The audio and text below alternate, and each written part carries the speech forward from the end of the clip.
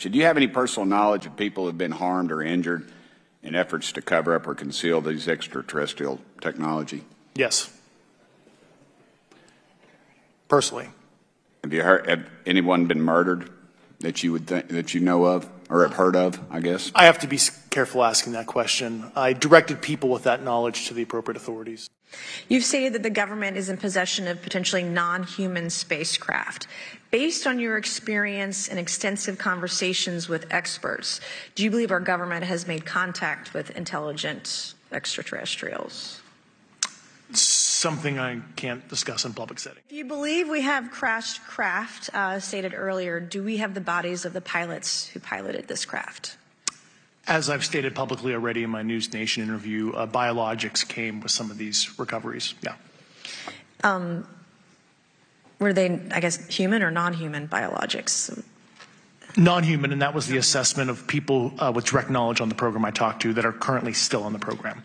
A few questions for Mr. Favor. As an expert naval aviator, have you ever seen an object that looked and moved like the Tic Tac UAP? No. Did the Tic Tac UAP move in such a way that defied the laws of physics? The way we understand them, yes. Yes, the objects that are being seen by commercial pilots are performing maneuvers that are unexplainable due to our current understanding of our technology and our capabilities as a country, and that applies for the military as well. Mr. Favor? Yeah, I concur with that. We have nothing that can stop in midair and go the other direction, nor do we have anything that can, like in our situation, come down from space, hang out for 3 hours, and go back up. These reports have come in, not just military, but also commercial aviation, because there's a lot of that going on, especially if you talk to anyone that flies from here to Hawaii. Over the Pacific, they see odd lights. When we were first experiencing these objects off the eastern seaboard in the 2014 to 2015 time period, anyone that had upgraded their radar systems were seeing these objects. So there was a large number of my colleagues that were detecting these objects off the eastern seaboard. They were further correlating that information with their other onboard sensors, and many of them also had their own eye sightings as well of these objects.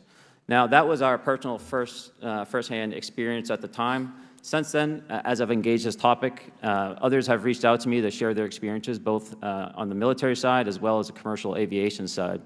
On the military aviation side, veterans that have recently got out have shared their stories and have expressed how the objects we were seeing in 2014, 2015 continued all the way to 2019, 2020, and beyond. And so it became a generational issue for naval aviators on the eastern seaboard. All right. And then do you believe there's an active disinformation campaign within our government to deny existence of UAPs, yes or no? I don't have an answer to that.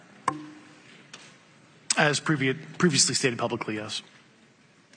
I think previously with like Project Blue Book, yes, but currently I don't speak for the United States government. Do you believe that our government is in possession of UAPs?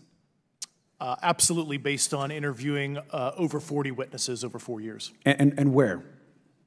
I know the exact locations, and those locations were provided to the Inspector General and some of which to the intelligence committees. I actually had the people with the firsthand knowledge provide a protected disclosure to the Inspector General. Even in a private setting, and you probably can't name names, but what agencies or organizations, contractors, et cetera, do we need to call in to get these questions answered, whether it's about funding, what programs are happening, and what's out there?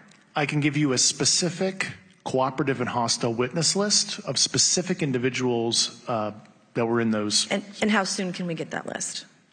I'm happy to provide that to you after the hearing. And watch this clip straight from Capitol Hill. Mr. Chairman, ranking members and congressmen, thank you. I'm happy to be here. This is an important issue, and I'm grateful for your time.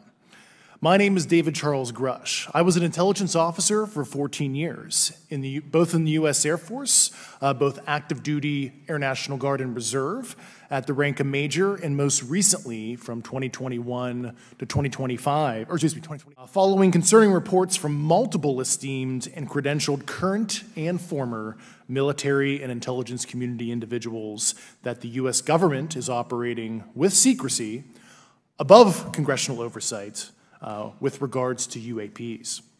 My testimony is based on information I've been given by individuals with a long-standing track record of legitimacy and service to this country, many of whom also have shared compelling evidence in the form of photography, official documentation, and classified oral testimony to myself and my various colleagues. I have taken every step I can to corroborate this evidence over a period of 4 years while I was with the UAP task force and do my due diligence on the individual sharing it. This is because of these steps, I believe strongly in the importance of bringing this information before you. I am driven by a commitment of both to truth and transparency, rooted in our inherent duty to uphold the United States Constitution and protect the American people. I was informed in the course of my official duties of a multi-decade UAP crash retrieval and reverse engineering program, to which I was denied access to those additional read-ons when I requested it. I made the decision, based on the data I collected, to report this information to my superiors and multiple inspectors general, and in effect becoming a whistleblower. As you know, I've suffered retaliation for my decision, but I am hopeful that my actions will ultimately lead to a positive outcome of increased transparency. Thank you, and I'm happy to answer your questions. I think it's actually a travesty that we don't have a system to correlate this and actually investigate.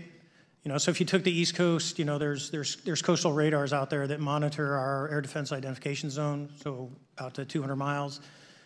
They can track these, you know, so when you see them, they could actually go and pull that data and get maneuvering. And instead of just having the airplanes, there's other data sources out there. And I've talked to other government officials on this. So you need a centrally located repository that these reports go to. So if you just stuck it in DOD, you wouldn't get anything out of the Intelligence Committee because they have a tendency not to talk. But if you had a central